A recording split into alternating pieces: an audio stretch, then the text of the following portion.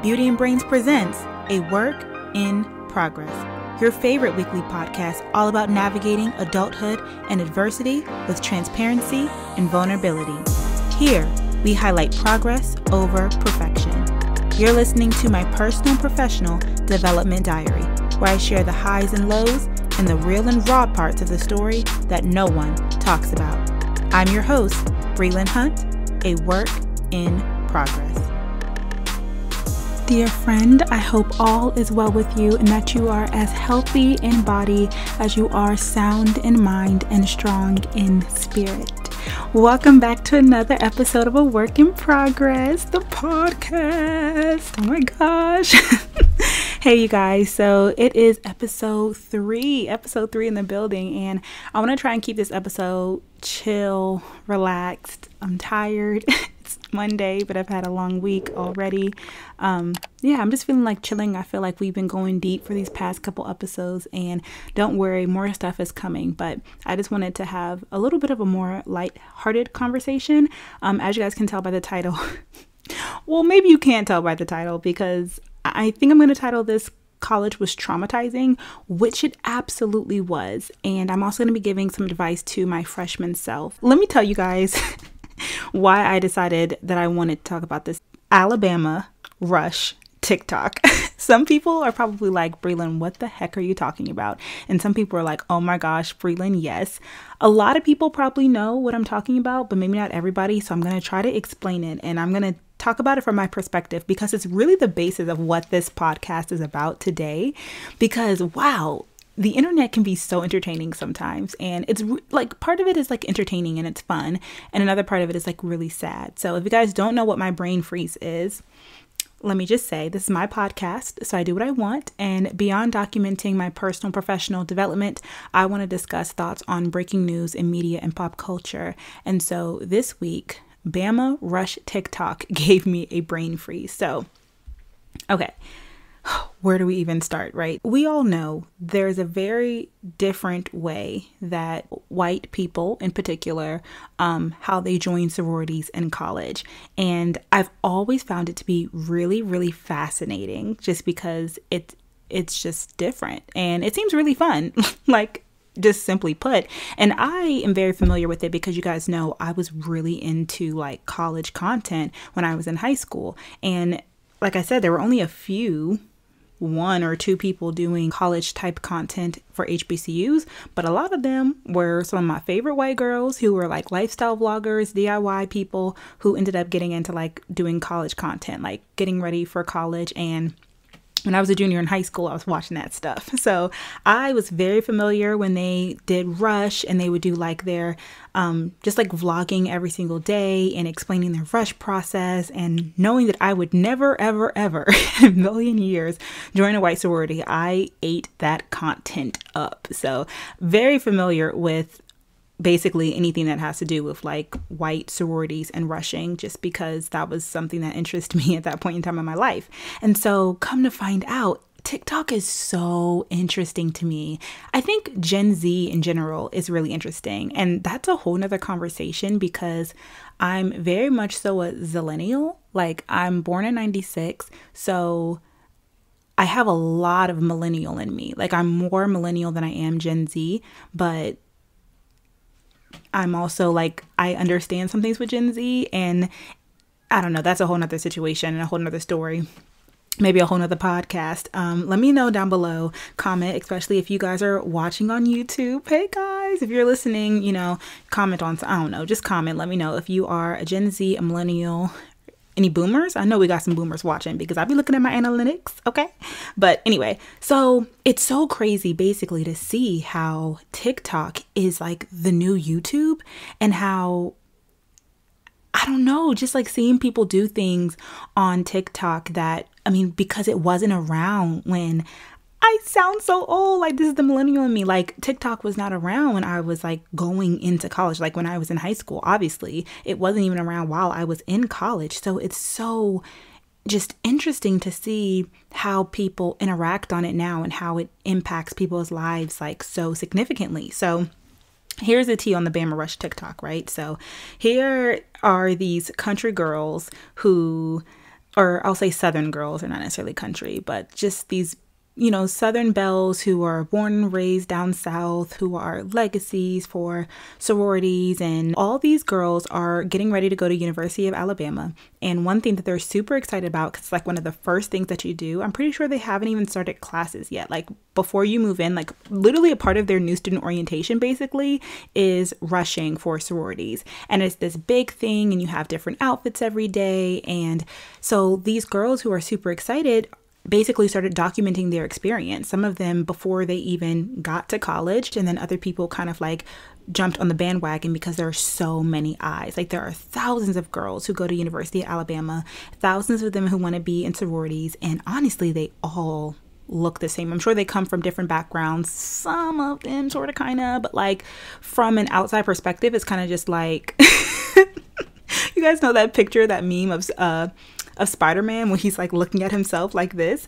That's what it looks like, where, okay, it's really hard for you guys who are listening to me, but he's like, it's one Spider-Man and he's pointing at another Spider-Man and they're both pointing at each other, kind of like, hey, you're me. Like that's what it must feel like to be a white girl at University of Alabama, especially if you're blonde. You all kind of look the same, but it doesn't work against you. It more so just helps you because you kind of just look like everybody else. And if you come from money and if your legacy and all these things, like you have a great chance of getting in a sorority and living your best life, like your college dream. And again, I remember where I was when I was going into college. Like I talk about this before, I was so excited about what college was about, except for the actual academics. Like I was so excited to do, I had a list of things that I wanted to do before I went to college, and like my big three were not they had nothing to do with academics. Like I cared about academics, but, and again, I talked about this, I did so well in high school that I didn't think that I had to focus on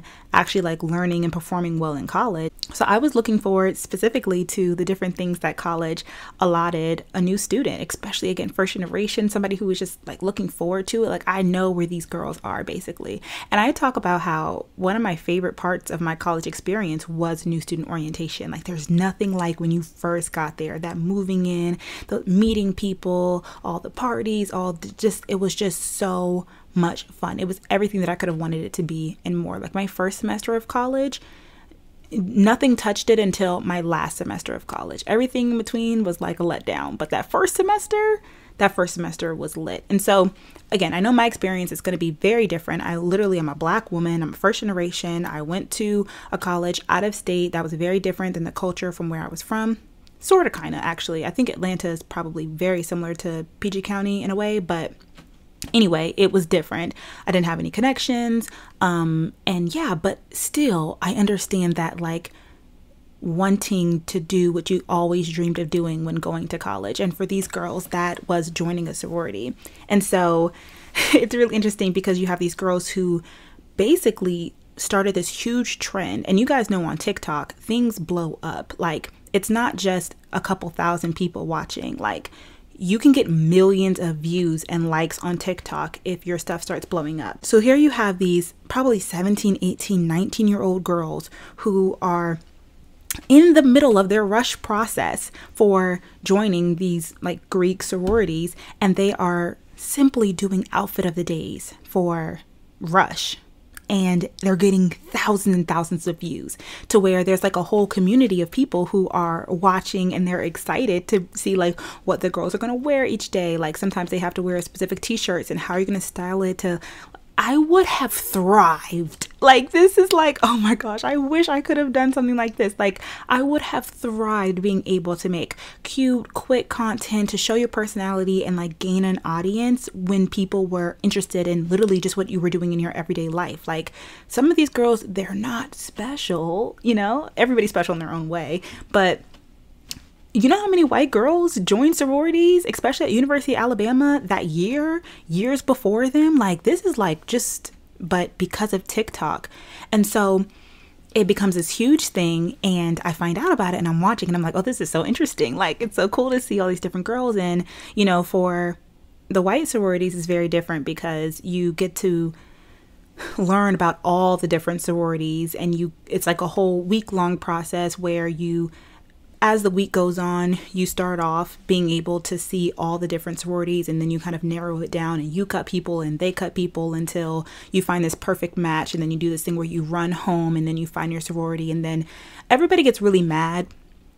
Obviously, Black people get really mad when you compare white sororities to Black sororities, because the sisterhood does not seem to be like, because you don't have to work as hard, it seems, or you don't have to go through hazing basically in order to be invited. And the thing is, there is a process after you're invited, but you're allowed to wear the letters and put up the sign and wear the colors and things like that, which is very, very different than a Black Greek letter organization. But we're not here to really compare the two. Even though I'm a Black woman, you guys know I'm not a part of a Black Greek letter organization, and so this isn't really to compare them. This is talking about Alabama Rush Tik Tok, okay? So we're literally just in University of Alabama white sorority world, okay? Let's just take a moment and relax and just like go into another world that's different than ours, which I find to be so fun with TikTok. Like sometimes, I mean, TikTok can do a lot of different things. It can take you to a place where, again, you just feel kind of like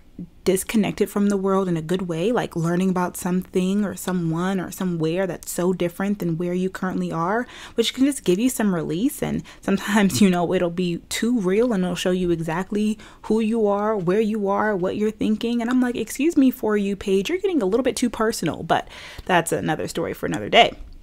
The point is that there are a couple of like crowd favorites for this Bama Rush TikTok. A few girls who are just like blowing up. Okay, everybody knows them. Everybody's excited to see who is going to make what sorority. Just listen, okay?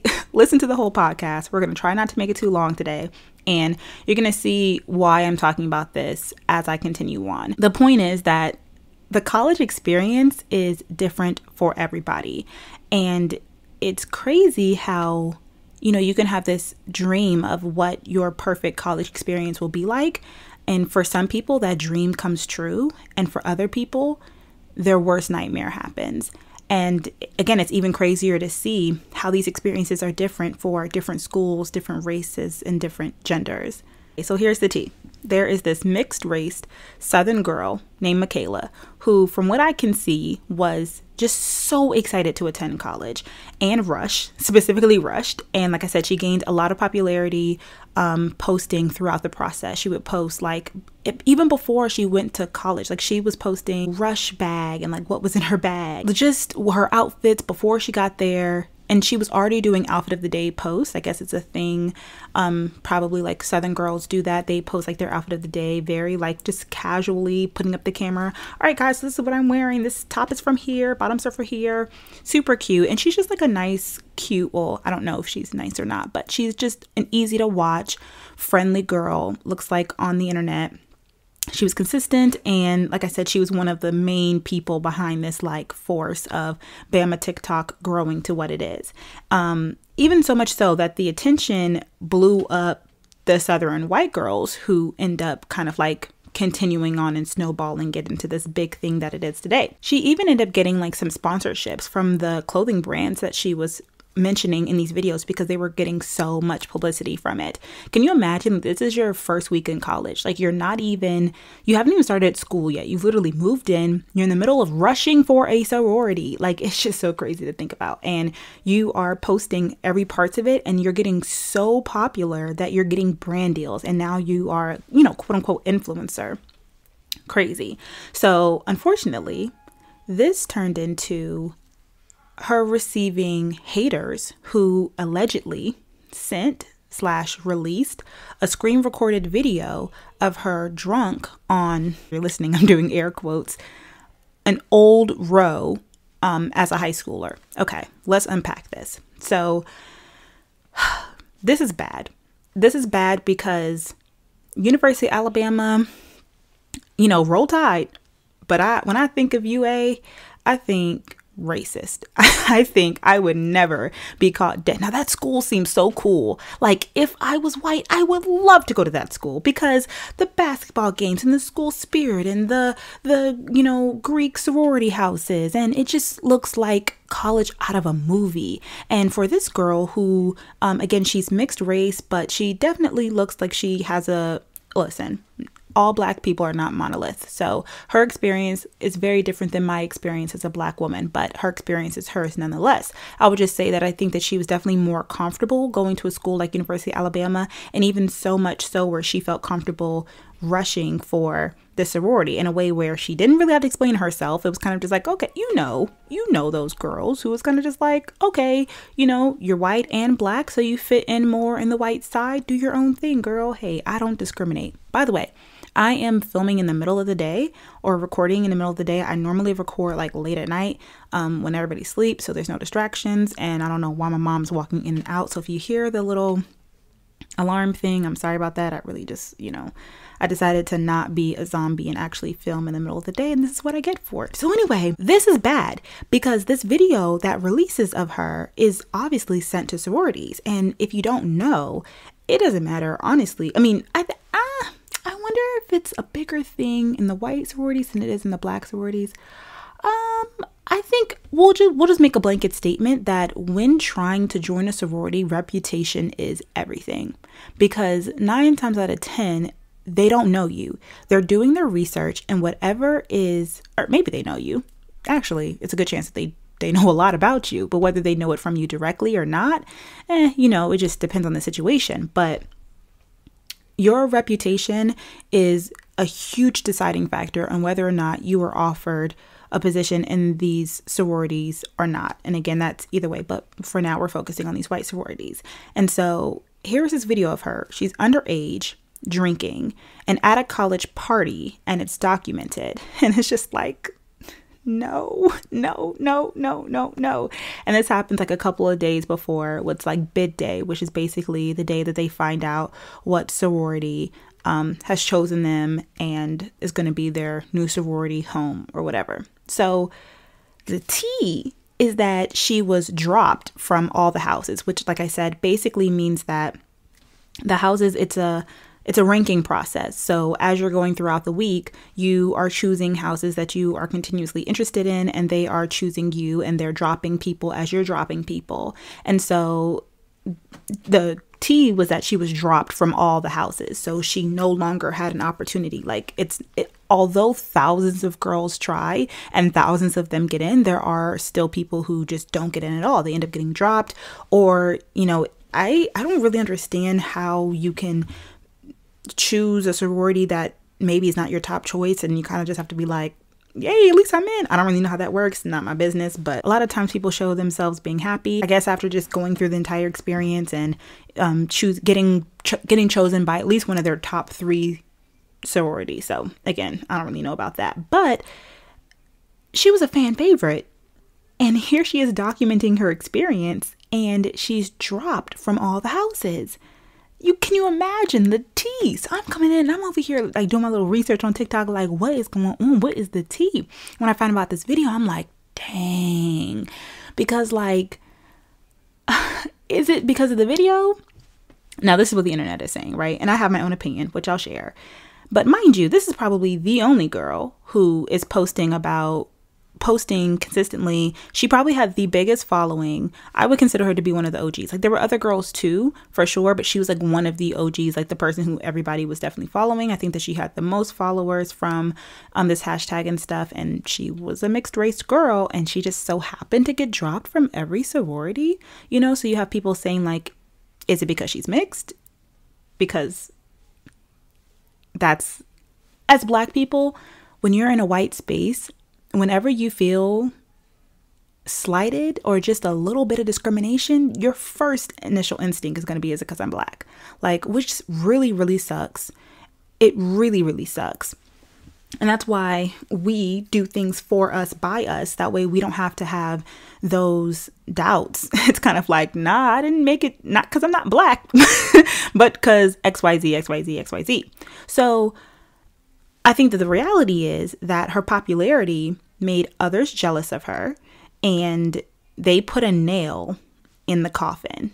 And at the end of the day, like, she's going to be okay, right? Like, she's not going to end up being in a sorority, or at least she won't be able to rush this year. She won't be able to join it this freshman year. Who knows if she's going to go back and do it again. And like, it's also really sad because not only did she not get something that, like, you just know her heart was set on, like, poor baby. Like, can you just imagine, just imagine the thing that you had your heart set on before you went to college, like that thing that you've been dreaming of. Not only was it taken from you because she didn't put that video out there herself. You know what I'm saying? Like, somebody who was a hater put that video out there to spite her.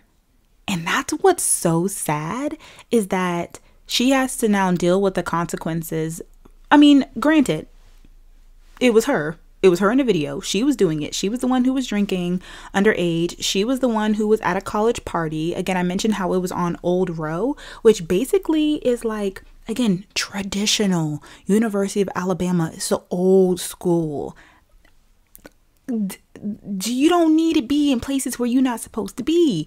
And especially when you're trying to join Greek life, I don't care, again, which kind of Greek life it is. Like, your reputation has to be clear. Now, again, she's going to be okay. She's pretty. She has great style.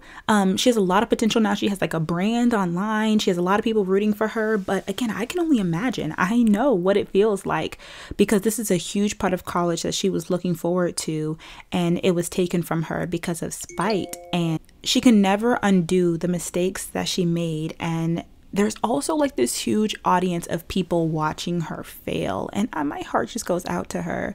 I can't relate to her specifically, but I do feel like I relate, because although I wasn't on TikTok, like, and it's very different because like everybody has a TikTok. Like, I'm pretty sure if you're in college, not everybody, but most people, just like how most people have an Instagram. And so most people probably know who she is, knows her story, knows what she did wrong, like saw her dirty underwear, knows like, not only are you not Greek, not only did like you put yourself out there, but like you got slammed and now everybody knows about it.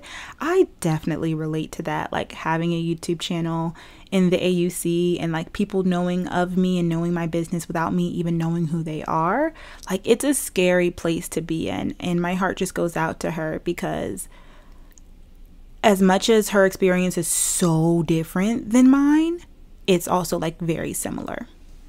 I think the main difference in her experience going again to this huge PWI as a mixed race girl in this like new era of TikTok and stuff is like, everything is very classist. Everything is very elitist. And just the sorority in general is like, sororities in general and fraternities are built off of the idea of exclusion instead of inclusion. The top houses know who they want before anyone even walks into their doors, because these are the girls that people have gone to summer camp with. These are the girls that people have rode horses with their entire life. These are the girls you go to high school with. Elitism breeds elitism. So in Kappa at Vanderbilt, we would have a thing where we'd be like, we don't rush friend groups. That was complete, okay? We would keep girls we didn't want all the way until the end, all the way until pref round, because we wanted their best friend. And sometimes those girls would sneak in off the strength of numbers. In these rush meetings where we talk about people, all of your business is getting aired out. If you slept with someone's boyfriend, the whole sorority is going to know. If you bullied some girl in high school, the whole sorority is going to know. If you got sloppily drunk and had to get your stomach pumped, the whole sorority is going to know. There was a very little room for variance in this process. So when I say a pledge class is predetermined, I mean that. Because maybe 5 or 6 girls won't be on people's initial radar by the time rush rolls around. In my experience in Kappa, most of those people tended to be people of color, people who were low income, so people who weren't already involved in the social scene. Vanderbilt is a place where a schism occurs during the second semester of freshman year, because that's when people join Greek organizations. So you have to make a conscious choice. Are you going to enjoy yourself and be out in the social scene, or are you not? And the girls who end up in these top tier sororities usually tended to be girls who were wealthy and who were out first semester, who knew older girls. And that's what's so sad, is like, they say that it's sisterhood, but who was her sister who was looking out for her and to tell her like, listen, this isn't a good look, but you're growing as a person. You were literally probably 16, 17 in this video. Now you're 18, 19, and you are a kid and you're going to make mistakes, and this doesn't define you as a person. And again, I don't think that she was dropped because she was mixed. Like, I don't think she was dropped because she was mixed. I think that when you are Black, you have to be 10 times better. And I think that she had a lot of attention and she wasn't perfect. And at the end of the day, if there are thousands of other people who are perfect and they're white, and you have this huge mistake on you, like the other girls, if they weren't in the public eye, somebody can turn a blind eye to it. But are they going to turn a blind eye to you, a Black girl who's trying to join this thing that has historically tried to exclude you from and like with all these eyes watching you? Like, it's just not going to happen. You know, like, you're not making it. Like, I was like, she's not getting dropped because she is. It's a combination. It's a combination of your reputation has to be spotless when you're trying to join a sorority. And also, you're Black. And so you can't make mistakes when you're Black, because if you got in, like, you would have to get in because, like, you are a token. And this is not, I don't want anything to sound like offensive to her, because I genuinely I like her and I wish her the best. It's really sad because as much as I don't like agree with joining it, I can also get it because, like I said, I'm like, oh, it looks fun. Like, it looks like a lot of fun to do. And if you felt comfortable doing that and going through that, like, I get it, but I'm also kind of just like, why did this have to be the way that it ended? And like, when I tell you guys this was big, it was really big. Like, there were people who were like Alabama Rush Tik Tok commentators who were commenting on different things going on, whether it be outfits or specifically the drama, especially when the stuff with Michaela was happening. And there was one commentator who explained it really well. This might be a little controversial, but I'm just gonna say it. I completely understand why Michaela got dropped. My heart absolutely breaks for her because I know she's probably really disappointed. And the way I think about this is kind of in 3 parts.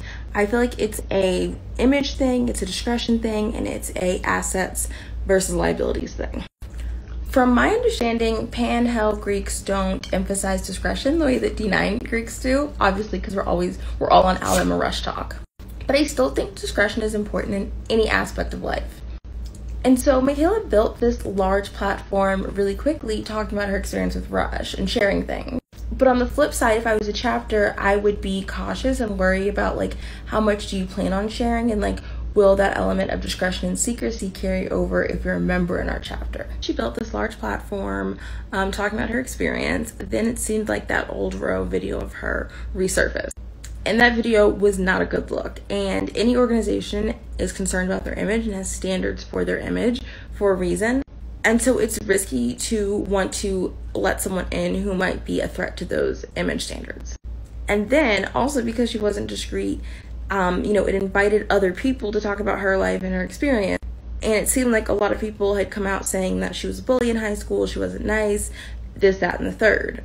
And so that happened because she wasn't discreet. Other people were able to speak on her experience. If she hadn't have posted all this, nobody would have come out the woodworks from high school and, been saying she was a bully. And so her lack of discretion, ruined her image, basically. And that took her from an asset to the organization to a liability. And so, yeah, it's just really sad to see this young girl's dreams be just shattered in front of all of America. Like, I really feel like, again, there was nothing really going on this week except for Alabama Rush Tik Tok, and she's handling it really well. But I mean, trauma. Like, this is what I talk about when I say college can be traumatizing, because in one way it could be, this is going to be the best week for some people for like a few years of their lives. Like, they're always going to remember, like, although it was hard and stressful, they got to dress up every day, meet new friends, join a sisterhood, and all this hard work, and maybe, join the legacy for their family, or, go and join their mom's sorority. But for her, this is going to be something that she will always think of and kind of kind of shiver, because dang, this is what my experience was. And like I said, although she may know better next time, like, she doesn't get a next time. Like, again, maybe she will do the sorority again next year, but probably not. And even if so, it just sucks to have to learn the hard way, and then have to live with your consequences, have to live with the consequences of your mistakes forever. And so I'm going to share with you guys some experiences that I've had like that, because like I said, I definitely relate to the position that Michaela's in, and I made so many mistakes in college, like just without knowing any better. Where do I even start? I'm thinking of all the times where I had to learn the hard way. Oh, let's start off with, if you guys are an OG, you may know about this. My freshman year, all I'm going to say, I'm going to keep it short. I'm going to keep it cute. Freshman year, Panama City Beach, spring break. Boy, do I regret how I handled that situation. Long story short, I was in the transition of friends, and because it was freshman year, and like the people who I came in with, like as I got to know different people and vibe with different people, it was like, okay, like we can still be cool, but you may not be like my everyday go-to girls, because I'm just realizing that I click with other people, you know, better. We just vibe in a different way. And it was what I wanted it to be, an amicable split, but like not even a split, but just like a, let's just go our separate ways. You know, we'll always be friends. We'll always be some Spelman sisters. We just may not be like best friends going out every single weekend type thing. But by the time I had decided this, we had already booked our spring break trip.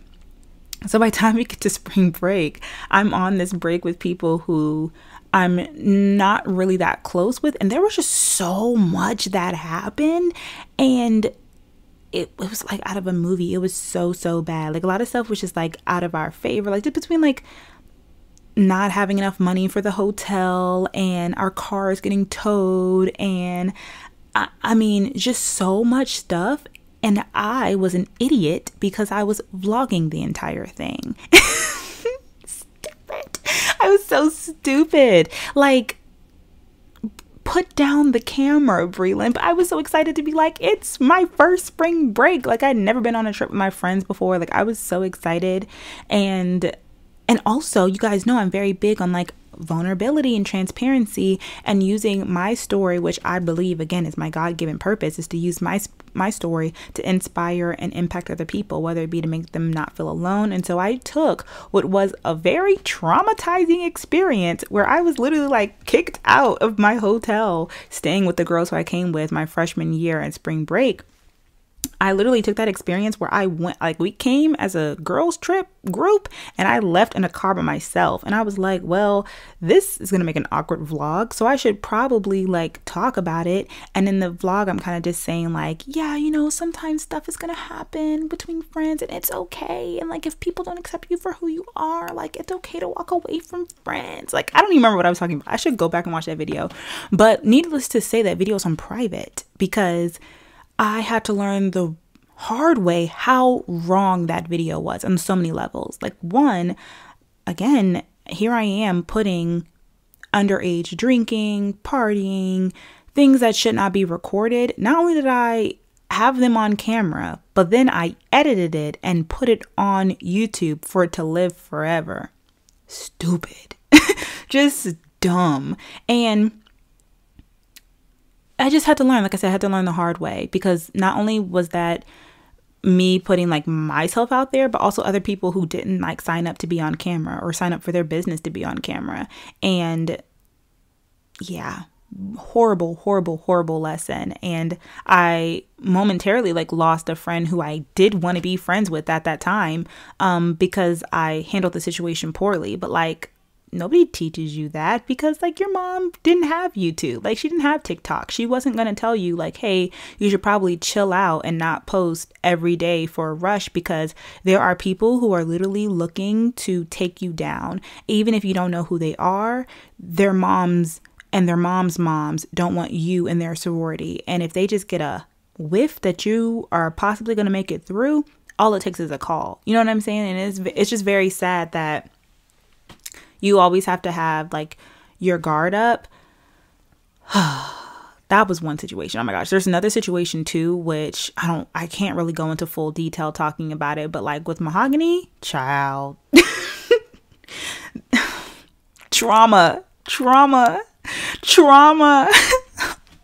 That whole dance team is trauma. And oh gosh, I'm gonna get in trouble because they always get so mad at me. But I'm like, yo, my story is mine to tell. My experience is mine to tell. And at the end of the day, there are so many women, not even girls, there's so many women who were before they were my sisters or after they were my sisters. And again, y'all not my sisters, but like this is a sisterhood who straight up bullied me.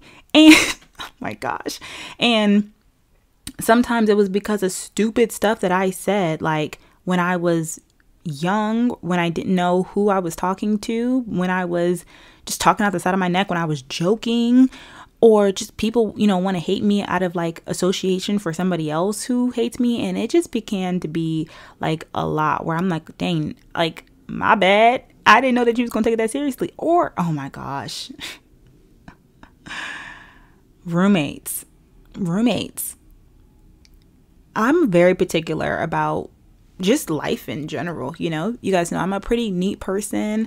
I'm not going to go as far to say that I'm OCD, but I'm particular. I think that's the best way to describe it. And I had the audacity to speak on one of my previous roommates on camera. Brelynn. So I'm just sharing with you guys, just in the lighthearted way, the different mistakes that I've made. And there are multiple different consequences that I had to live with because of each of these different mistakes. And there's so many more. Of course, it's like entertaining to watch, like from another person's perspective. Like there are literally people who were on Alabama Rush Tik Tok, and they were like, I'm Australian, like why do I care if Michaela got dropped from all of the sororities? And it's like, it's fun to watch it when it's not your life, and it's fun when like you're like, oh my gosh, like I wonder if it's gonna happen, and wow, the tea and stuff but it's like when it is your life, when it's like when your dream come true is a nightmare, college can be really traumatizing. Mind you, also, I want to talk about this, how this is not something where it's like, oh, a sorority, if I don't make it, it's fine. Like, this is serious for these girls. Most of them are legacies. Most of them, like, this is important for them to join these. So, and that's like that for the Black Greek letter organizations too. But again, we're talking about the white ones now. There, I saw and I heard about how some people, when they got dropped from sororities, because like in University of Alabama, like I said, I believe that they're doing rush before classes start. But at Ole Miss, I don't think that theirs is until the next semester, or if not, it's like in September and October. There was like a couple different schools where their rush is later on. So you have girls who literally dropped out of school, like they were in University of Alabama, all moved into the dorm, rushing, got dropped, and decided, I'm getting on a plane, I'm going home, and then I'm going to move in when Ole Miss starts. That way I can try this again at a different school, because rushing is that important. It's sad because we know there's a bigger life outside of whatever your like college fixation is. Like for some people, like for my brother, like it was like college basketball. He didn't care what school he was going to. He didn't care. I don't care what the dorms look like. I don't care if it's white, if it's black. It needs to be D1, and I need to be playing basketball, period. Like I care about the team. I care about, am I going to be on the court? Because I want to play basketball type thing. And sometimes I'll be looking at him like, are you paying attention? Like, what are you doing? But for him, that's all he wanted. And y'all know me, I literally was like, I want to go to an HBCU to do a band dance team. I got into University of Maryland and was kind of like, so I don't care. If it's not a team where I can do band dancing, I literally don't care. I specifically applied to schools where I could try out for the dance team, because that's what I saw college as. So I don't judge these girls, but I also feel so bad for them, because in a way that you think that this is going to like complete your college experience, it could either not be what you thought it was at all, and again completely traumatize kind of like your entire or a big chunk of your college experience. It can completely traumatize you, or you get lucky and you get it and everything is perfect and rainbow and butterflies. But again, the process is just so different for everybody. I'm also okay, so next I'm gonna play a clip from this one story that stuck out to me. Alright, so like everybody else, I'm on Alabama Rush Tik Tok, and my rush experience was not like anything what you're seeing, and so I thought I would tell you about it. So I went through Rush at Ole Miss in 2015, and I got rec letters. You even make these like packets that you send out. I went to a workshop about Rush. I did everything. But on the day I left for school, a boutique in my hometown called Obligado messaged me and told me that I needed to return a bag they claimed I stole. I literally did everything I could to show them that I did not steal a bag. My mom even talked to them, and finally they were like, oh, sorry, we couldn't find the video footage. I don't know the full story to this day. I don't know if it's orchestrated or what, but some girls from my hometown that went to Ole Miss made it their personal mission to use this information to make sure I did not get into a sorority. So that's what happened. I was so upset. I thought my life was over. I stayed at that school because I thought if I left, I would look like a failure. I didn't make these videos to try to get people to hate on the boutique. Yeah, they did a really thing, but I mean, at the end of the day, life goes on. I want other girls who are going through this, who maybe don't end up in the house of their dreams or who get cut from everything, or girls who have gone through that in the past like me, to know that a sorority does not define you. You can still be successful, you can still have friends, you can still go to parties and not be in a sorority. And B, it's not your fault. Because some girls cut you from their sorority doesn't mean that you did anything wrong.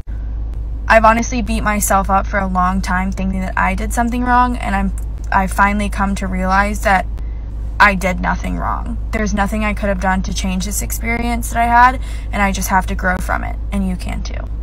So here, a girl's rush experience was completely hijacked and ruined by the actions of someone unknown to her. She was robbed of this typical Bama sorority experience, which, again, no, it's not everything, but if it's something that you want to do and you're really looking forward to, like, it's a lot. And even though she, like, went through the whole process, she didn't get what she wanted in the end, and ultimately, like, her heart was broken, and even if you handle something really well, that doesn't take away from the fact that you can be traumatized by a situation.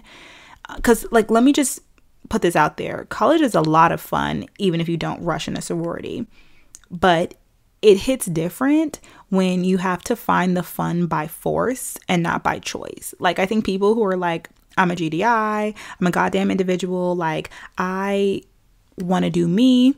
You experience college different. You can have fun and be like, look at y'all go. You can, celebrate your friends. But when you want to do something and then you couldn't do it, it hits different. And again, not in a good way.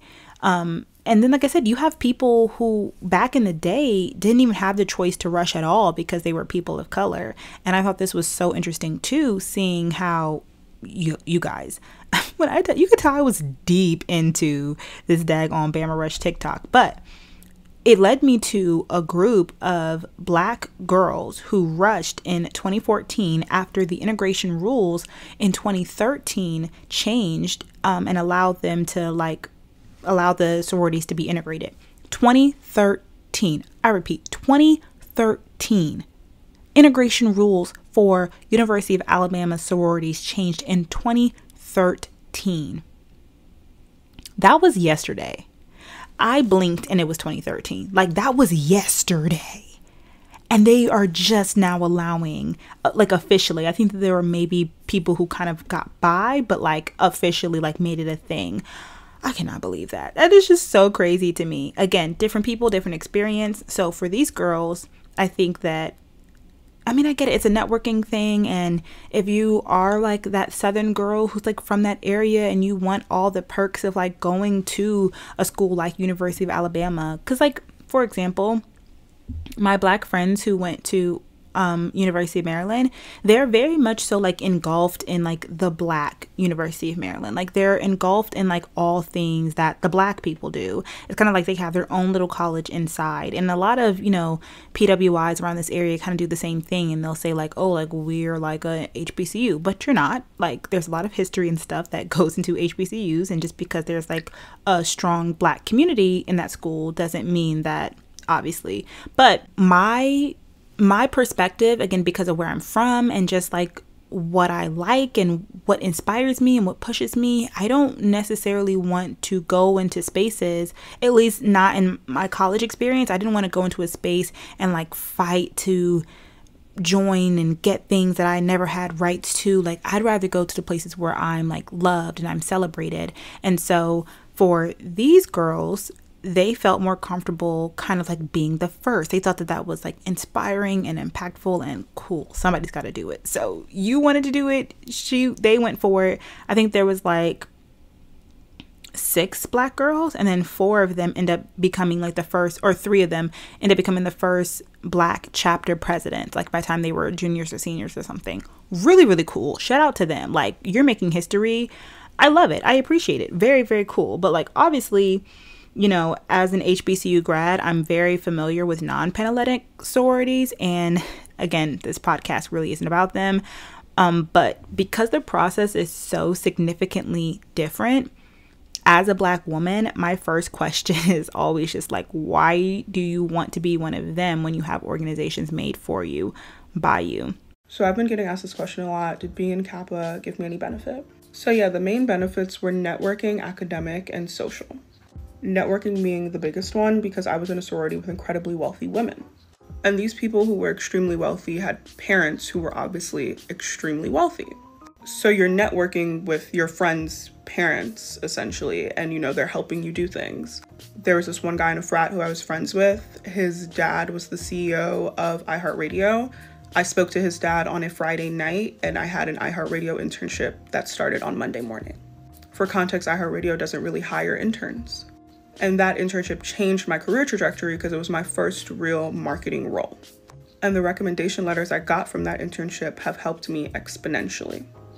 Second, academically, sororities and fraternities have test banks, which, if you're unfamiliar with the concept, it's a Google Drive that has old tests and old papers for common classes that people take. So when class registration came around, everyone would be in the group chat like, hey, what classes should I take? Because you want to take things that have materials that are in the test bank, so that when it comes time for you to take your tests and your finals and write your papers, you have less work to do. For example, I was in this class, Physics 1010, Physics for non-science majors. I'm not good at science. That class had open book, open note tests, and there was no attendance policy.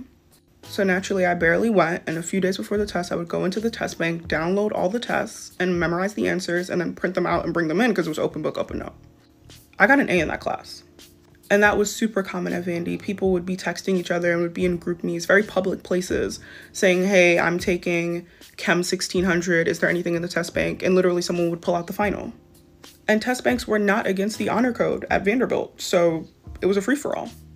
Third, socially, it was a big benefit because Vandy is very segregated along racial lines, unfortunately. So if you want to go to a party and it's packed, even if you are a girl, you probably won't be able to get in if you don't know people. And there were numerous occasions where I was at the door and it was packed, but like because I was in Kappa and I had my Kappa sticker or button on, the freshman at the door is like, oh, I have to let her in. And as a result, has to let in all of my friends. My best friend wasn't in Greek life, and she would tell me how when she would go out without me, it would be kind of difficult to get in places. But the people who recognized her as my friend would be like, oh my God, like, come in. But most of her friends were non-Greek or were in quote unquote bottom tier organizations, and they would not experience the same privileges that I would experience in the social environment. So I had a lot of fun in college because of my letters. I ended up leaving the organization either way because I was getting tired. But there were inherent benefits, like 100%. I'll never deny it. So anyway, yeah, I completely understand. Like I said, I think in a different world, if I was raised different, if I was from the South and I, went to Roll Tide games on the weekends and I had a whole bunch of white friends, and which I do have a lot of white friends. But anyway, the point is that maybe I would have experienced that in a different life if I was, just in a different situation. But clearly, like, there's a lot of politics behind it, and it can just get really, really messy to the point where it gets dangerous and hurtful. And like I said, the fact that people will literally just steal your joy, that's nothing but the devil, because we all know what the devil comes to steal, kill, and destroy. And it just breaks my heart to see, like, when people want something so badly, but then it makes me feel kind of like, I wish you knew how much bigger college would be, or how big college is outside of this thing. But I will not minimize people's feelings, because I understand, like, when I did not make the dance team, that was it for me. Like, I had episodes, moments, like I went through depressive states when I didn't make the dance team. So I get it. And it just makes me so sad, because like I said, like, going through that can like build a lot of hard skin against your college and just like kind of traumatize your whole college experience. I think that it's really hard too, when you are not able to do something, to think about all the things that you're missing out on. So I just wanted to give you guys a small list. I'm sure there's many, many more of cons to Greek life. And again, we're specifically talking about like for these white sororities and things, but I'm sure that some of these things can be the same too for others. But the incidence for sexual assault is so high. And again, I know this because y'all know that I was like a part of the Women's Center. There was like this facilitator group that I was a part of at NC State, a PWI. The sexual assault rates are so high for sororities and fraternities because of all the parties and the houses, and it's a lot. Like, you have a very high chance of experiencing sexual assault if you are in a sorority. I'm sure just if you're in college in general, but it goes even higher if you're in a sorority. Drug use, normalized. And for some people, they're like, cool, yeah. But I mean, at the end of the day, like, that can cause substance abuse, which is not good. You're supposed to be in these sororities, you know, for sisterhood and network, and in college to get a education and degree and stuff. And you're not supposed to be addicted to drugs. Also, a lot of eating disorders. This is specific for, you know, the girls, again, specifically living in these houses. But the way that they have, like, I mean, think about freshman 15 and then all the different parties and stuff that you have to go to. And like, I think it's just different living in a sorority house than it is like living in a dorm, because the food is provided for you and there's just like a lot of like pressure. The eating disorder rates are really, really high for people who are in sororities. And then at the end of the day, again, as much as it's supposed to be about like sisterhood and inclusion, it's just another tactic to devise the student body. So it's really nice, like, when you're a part of it and you're on the inside because you feel, you know, wanted and stuff. But at the end of the day, you're still a part of the reason why the student body is somewhat divided. Just think about those things. You know, if you maybe were trying to rush and you didn't make it or whatever, and you're kind of just like, oh, but sororities are everything. Like, it's okay. Like, there are definitely some good parts about not being a part of, you know, Greek life and sororities and things. But and imagine, guys, this is just like their first week of college. Again, part of it is kind of like, this is not a real representation of your college experience, but part of it is like, I mean, it could be if you don't learn your lesson. But and honestly, what I've experienced so far being in the real world for a couple of years is that some of this stuff is also true in the real world. So there are some things, right, that you just won't know unless somebody tells you. And the legacies and the third generation college students, college gens, like, they have it easy. They have somebody. I ain't have nobody. Like, I ain't have nobody. And that's why I learned the hard way. And I made so many mistakes. And that's what I'm here for. That's what this podcast is here for. We finally got here. This is my list of advice to my freshman self. Things that I wish somebody would have told me. It may seem so simple to some people, but other people, you actually really needed to hear this. So here we go. Number 1, don't talk bad about anyone. Like, no one.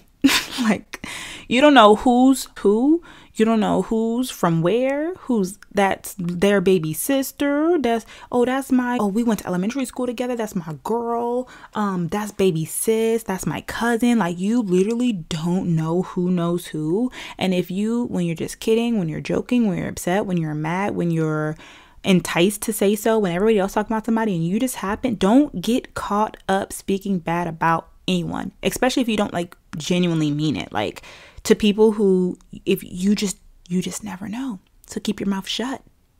Don't trust anyone. Like, just don't talk bad about anyone, because it will come back to haunt you. Number 2, clean up your social media. If you guys haven't gone off to college yet, and even if you have, like, it's not too late. Like, clean up your social media. I have found a lot. Like, I have found even like the little mentees that I have recently, I'm kind of just like, clean up your social media. no cursing on your social media, not in the captions, not in your stories, definitely not on anything that's like permanent on your feed, like reels and stuff. Like even the songs, clean it up. No drinking. If you're underage, you should not have any type of drugs or alcohol. You shouldn't have any drugs on your page anyway. I don't care how cool you think it is. I don't care.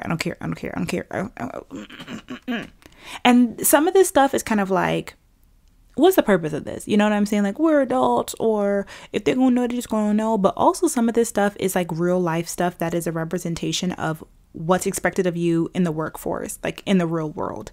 And if you're applying to residency, or if you're applying to law school, or if you're applying for a job and they decide to check your social media, same thing. Like, maybe I can't fire you because you're cursing on your social media, but if I check your social media before I hire you and I see that you be wilding on there, or that you have drugs and stuff, I'm not hiring you. And that's going to be the same thing. You're not going to get in organizations. You're not going to make SGA. You're not going to join that Greek letter organization if you have all this horrible stuff on your social media. So like, clean it up. And even Snapchat, like people think that Snapchat, like, yo, just be careful, because you don't know who's screenshotting your stuff. That's what happened to poor little baby Michaela. She put it on her Snapchat, or maybe she didn't put it on it. I don't really know what happened, but just be careful what you put on the internet, specifically on social media. You never know who is going to be looking to take you down, and you don't want to shoot yourself in the foot. Like, the worst thing is to be like, dang, I had control of this. Like, I didn't even have, nobody had to send them to them. They just had to go to my page and find it. Take it off. Like, maybe once you get over 21, you can post drinking on your page, but definitely don't have it on your page under 21. I don't care if your mom says this is okay. I don't care if everybody knows that you drink. Like, just don't do it. Just don't do it. Just don't do it. Number 3, high schoolers. This one's for you. Send this to somebody right now. If you have somebody who's in high school, going to college, currently in college, like, send this to them, okay? Your reputation, especially for those who you're no longer friends with, just try and be amicable with everybody. Like, in case they ever have to speak on your character, your reputation needs to be as clean as possible. Because another thing that happened was that the reason why this video came out, it wasn't just like, oh, a mystery, how did the video came out? A girl who went to high school with Michaela like 2 years ago purposely put these videos up, and she literally posted like 7 TikToks talking about how Michaela was a quote unquote bully. I don't know if she's right or she's wrong. Like, I don't know. I don't care. The point is that, like, this girl who has, because of her experience with Michaela, because like it wasn't squashed in a way where they can be cordial, she saw her about to, live her dream. She got jealous and she decided to take it away from her. And now Michaela is not a part of a sorority. And it's just happened that fast, that easy. Like, you don't want to give anybody that power over you. So if you can, even if you're not friends with somebody, make sure that if they were to speak on your character, they would only say nice things, because you never know what could happen. Number 4, in a similar way, be nice to mothers. You would have no idea how much power these mothers have. And the thing is that they're the ones who will pick up the phone.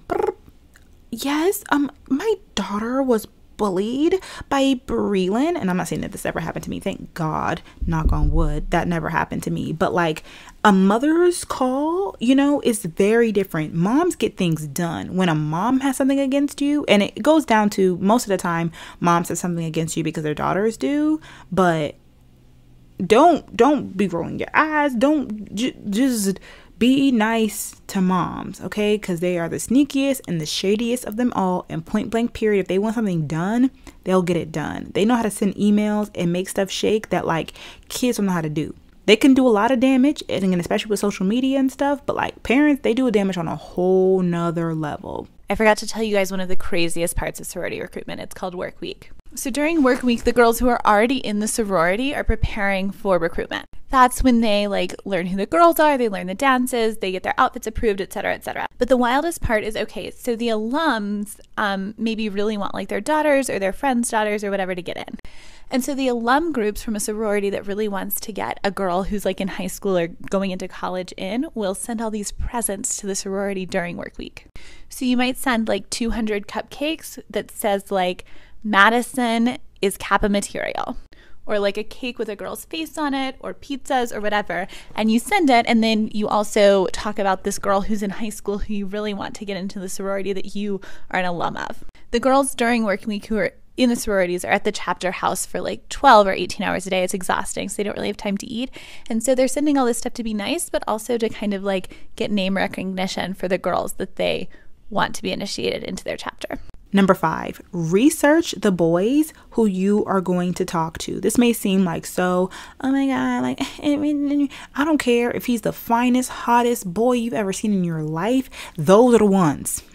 Those are the ones who are messing with people who you don't need to be on their bad side. Like, you do your research. Who is your ex? Who are your exes? And he may not tell you, so ask around. Figure it out. You gotta be women, y'all can be detectives. Figure it out, because it is so sad to see some girls lose an opportunity simply because the cards just weren't dealt right. Like, here, this boy who she fell in love with, and she didn't know that this was your ex-boyfriend. Like, she was a freshman, he was a junior, and who just knew you wanted to be part of the same organization. And the way that people can just block, and their friends of their friends can block your blessings. Like, now, of course, anything that's for you is going to be for you, but just to save yourself the headache and to stop yourself from trauma, pay attention to the boys, because they will say, oh, I'm over her, we're fine, and still talk to you, and it won't be true. And you will be seen as the homewrecker. You will be seen as the girl who's trying to steal my boyfriend.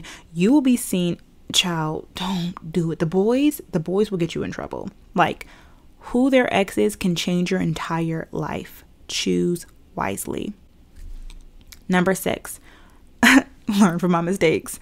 Limit recording at parties, clubs, and kickbacks. Like, I get it, it's fun, maybe take a picture before you go, but just try and not have things documented, just for your own safety, especially if you are partaking in any drugs or alcohol. Don't get caught on camera drinking, dancing or drinking. Like, when you're at these promoted parties, especially for my HBCU girls, if you see a flash, duck and run. Don't get caught clapping down a guy at a party. I don't care how much fun you having, duck. Don't let your face be shown, because people just will use this stuff against you in the future, or they will know about it. And again, that's your reputation. And in college and in life, your reputation is gold. Don't play yourself. Number 7. This is a little bit more lighthearted. If you don't know how to do your hair and your makeup and stuff like that, figure out a way to look presentable for semi-formal occasions before you go to school, because people will literally talk about you and not tell you. They will make fun of you because of the way that you do your makeup, because of your hair and stuff like that, because they already have it together. You can try new things, but especially when you first get there, stick to the rivers that you're used to. Don't be trying to get a frontal if you've never gotten a frontal before. If you're a braids girl, go to college with braids so that you can slay, and people aren't looking at you like, this is the girl who don't know what she's doing. She always looks crazy. Why her foundation don't match her chest. People will literally talk about you, and only your real friends will help you out. And if people are meeting you for the first time, but you're trying new things, they're just going to think that this is who you are. They're just going to think this girl is crazy. She doesn't know how to do her makeup, or, oh, her frontal is always on the back of her head. But you don't know that you look crazy, and people are shallow, and sometimes little things like that can block your blessings. They'll be like, oh, I'm not gonna let her on the dance team, she doesn't know how to do her makeup. Little stuff like that, it's so stupid. So just learn before you go, or stick to what you know, or hire a makeup artist, or little things. this next one, this one is definitely important for the HBCUs, definitely not for the other schools. Oh, well, I will say for Black people, be careful about what colors you wear on your campus and how you decorate your dorm room. Like little things like that, people pay attention to. And what's really sad is it sometimes it's not even like for people who are a part of these sororities, but like girls in your class will be trying to decipher like who's who and who wants to do what. And for those girls who decide that everybody is competition, and if you want to do the same thing that I want to do, it's either we're on the same team trying to get this together, or you're my competition. And if somebody sees you as competition, it may not have to do anything with you. This, sometimes a lot of this stuff is because of them, but you don't want to put yourself in a situation where you are hurt or, whatever, because somebody else was jealous or spiteful of you. And so if people can get a hint of like what you want to do Greek life wise, just because of the way that you decorate your room or the colors that you're wearing every day. I mean, people are going to soon find out like on campus. They shouldn't, but whatever. If they think that you are competition, they will target you and they will look for ways to ruin you if they do so choose to. And you just, again, don't want that. Going back to what I said earlier, number 9, don't ever try to prove something or fight or like share your side of the story on the internet. Like, don't argue on the internet, even if you're right, even if you have no following, even if like things can always resurface and be used against you, like keep it off the internet. There's no reason why nothing, like even like subliminal stuff. If you know that like other people are watching or anybody can ever like say, is she talking about this? This is part of this. Like, keep it off the internet, because everybody's on the internet. Nothing is private. If you put it on there, if you put it on Twitter, if you put it on YouTube, if you put it on TikTok, if you put it on Instagram, like, I don't care if it's on your stories, like, even be careful with your close friends. If you got Finsta, like, just be careful. Just be careful, because things can come back up to bite you in the butt. Last but not least, my biggest advice is to just find an older confidant to find out the politics around joining certain clubs and organizations, because there are times where being part of one club means something and you may have no idea. You were just genuinely interested in something, or, vice versa. Something's frowned upon if you want to do something else. Like, do you need to be doing community service heavy before applying to even be considered? Like, does this organization like people who are active on campus or people who are low key with high GPAs? Like, is this organization low key associated with another organization? And if so, is that what I want, or is that completely opposite of what I want? Like, sometimes when you're a part of it, things can seem like you will figure it out. Oh, this girl who's a part of this organization founded that, which means everybody who joins that organization wants to be a part of that other organization. But if you come in as a freshman, you don't know who's who.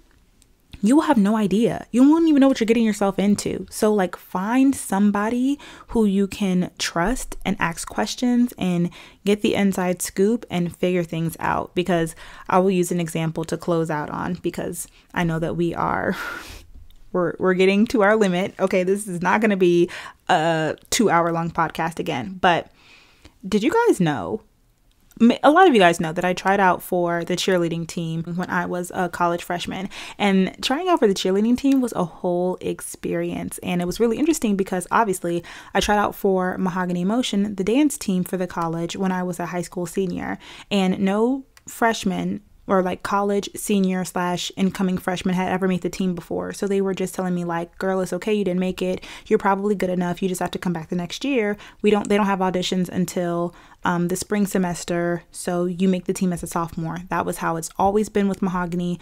So I was like, okay, cool, no problem. In the meantime, I'm going to join the cheerleading team because I want to stay in shape before Mahogany auditions. Now, mind you, things are different in high school than they are in college. Nobody told me, and I would have never thought, because in high school, I did volleyball, I did cheerleading, and I did POMs. POMs and cheerleading were not in competition with each other. There were a couple of girls who did both, but there were a lot of people in cheerleading who also did other sports. Like, I literally was a whole varsity volleyball player while I also did cheerleading, and the coaches didn't have a problem with it. The girls didn't have a problem with it. Like, I was just really busy and stressed, but in college, who would have thunk that Cheertron and Mahogany had beef? Child. Nobody told me. Nobody told me. So I auditioned for Mahogany first. Some people knew, but not everybody. But when people want to figure out something, they figure it out. So I auditioned for Mahogany, and then everybody freshman year, I feel like everybody auditioned for cheerleading because it came in. And the thing is, with Mahogany, only me and one other girl who's also Mahogany now, hey Mahogany, we were the only two incoming for, well, we were the only two who made it to finals night. I don't know how many people actually ended up auditioning, but the point is that a lot of people were gonna wait until spring semester to try out for Mahogany, the dance team, as like incoming sophomores, but everybody tried out for cheerleading. Like everybody on my floor, everybody tried out for cheerleading because they came in during new student orientation and knocked on the doors and like handed out flyers, and they were in their uniforms, and it was kind of like, oh my gosh, it's so cute. And you know how many girls, this is an all girl black school, you know how many people cheered before? Like, who knew if you had a chance to, you know, be a part of a collegiate team? And for me, I was like, I loved cheerleading. I really wanted that, like, you know, that experience again to cheer. And I thought it would be great. I would cheer for 1 year and then do Mahogany for the other 3 years. Like, that was my plan. They ate me alive because I did not know that Cheertron and Mahogany were like enemies. And like both of them had a problem with it because I didn't say anything because I didn't know any better. Like, I had no idea. And I just wish that somebody would have told me. Like, I wish that somebody would have been like, you can't do both. But it all ended up working out. I'm Mahogany now. Hey, Mahogany, pass the grits. Just things like that. Not knowing that they had a long-hated relationship.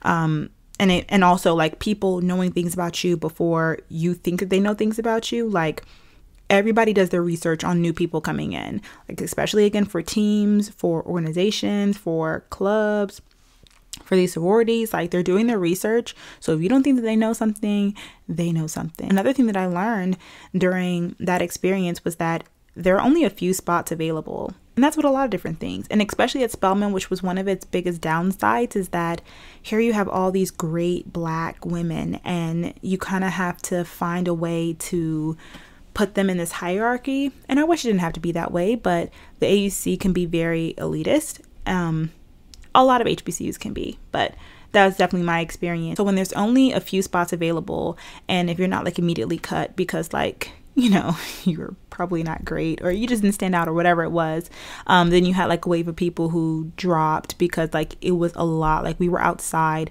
all day, every day. That was the darkest I've ever been in my life. I got the darkest I've ever been because we were outside all day, every day. I was so sore. Like, oh my gosh, like the experience was crazy. A lot of people dropped. They were like, they're doing, and the girls were mean. Like, it wasn't the way that it is now, because I know that when Morgan became captain, like she switched things up, but like those girls were mean. Everything in HBCU is so hazy and why, but yo, they were so mean. I just did not understand. I was like, I've never in my life experienced girls being like mean for fun, blatantly, like out loud, like with adults around. It was crazy. But what I learned from that experience was that like sometimes it will take like networking to get you in, because I think probably I would have to say there had to be hundreds of girls who tried out for the team, and there were only 4 freshmen who made it, and most of them like had some type of connection with somebody who was already on the team. Not to say that they weren't great, because they were, but you know, just things like that. Like, sometimes it takes networking to get into those spaces. And again, especially at HBCUs, everything is very hazy. So rule number 1 is discretion. So shut up. Just shut up. I think that I'm going to end off with my last tip, which again is especially for freshmen at HBCUs. I said this best in the 2017 video, and I'm just going to leave it here because I really can't say it any better. If you're interested in Greek life, shut up. Shut up. Don't tell nobody. Don't ask nobody. I don't know why y'all feel the need to be in my DMs or comment under my videos. What do you want to be? You're never gonna know. Like, you're never gonna know. Don't ask people. Don't ask your roommate. Don't ask your best friend. Don't ask your dorm director. Don't ask your RA. Do not ask. The only people who should know should be the people in the organization. And that's because you should be talking to them. That's it. Okay? On social media, if you, I'm warning y'all, if y'all have anything that is associated with that, when you are not technically associated with them, delete it. Don't do it. Don't play yourself. Yeah, just be careful. Greeks are deemed to be some of the most educated, some of the most beautiful, some of the most attractive, some of the most successful people on campus, and that it is okay to admire Greeks. However, it is not okay to worship Greeks. Please understand the difference. It is okay to want to be Greek. It is okay to want to be Greek, but it is not okay for you to do anything to be Greek. Like, you gotta have some standards. Okay, so I'm gonna close off with some kingdom keys. I think that overall, college can be traumatizing. I hope that my advice helped you, but most importantly, I think it's just a matter of knowing and understanding like who you are and God's plan for your life. And you know, when we plan, God laughs. So just know that if something hasn't worked out the way that you expected it to, and when it feels like everything is going wrong and everything is against you, like that's when things are coming together, and that's when, you know, you are leaning the most on God. When you're spending the most time with him, that's probably when he's the happiest. First time it gets a little hard, many of us are so quick to see disappointment as a dead end. Not these men. These men made a decision. If there's no room for us through that door, we will climb up. Here's the word of the Lord. If you can't get in, go up. If you can't get through on this level, go up to a higher level. Sometimes the reason God allows you to be restricted is because you're at the wrong level. And sometimes he'll put a disappointment in your life so you have to climb over it so your faith may...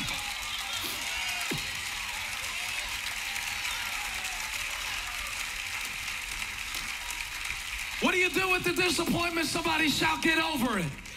Say it again, get over it.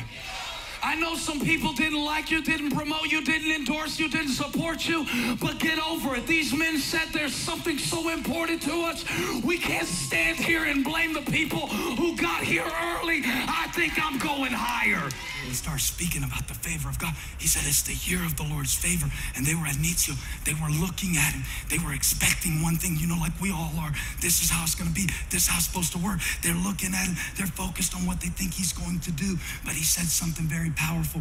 He said in verse 24, truly I tell you, amen, I say to you, no prophet is accepted in his hometown.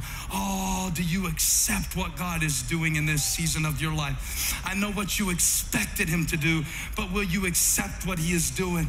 He said, you are too familiar to receive the favor that is sitting right in front of you. You are so used to rejection that you find it when it's not even there. And you are so unfamiliar with acceptance that you can't receive the love I'm sending you. And whoever you are, and whatever this year has been like for you, the Lord sent me with the message, today is the day of the Lord's favor. It is right in front of you. And I don't care how it started. I don't care what it looks like. It doesn't matter what happened up until now. You will finish with favor. Confess it. I will finish with favor. Again, I will finish with favor. Thank you so much for listening to today's episode. If you enjoyed it, please subscribe. You can do so on Apple Podcasts, Spotify, or wherever you listen to your podcasts. If you're not already watching the pod, don't forget there are accompanying video podcasts on my YouTube channel, Beauty and Brains. So join me over there and subscribe to that channel as well.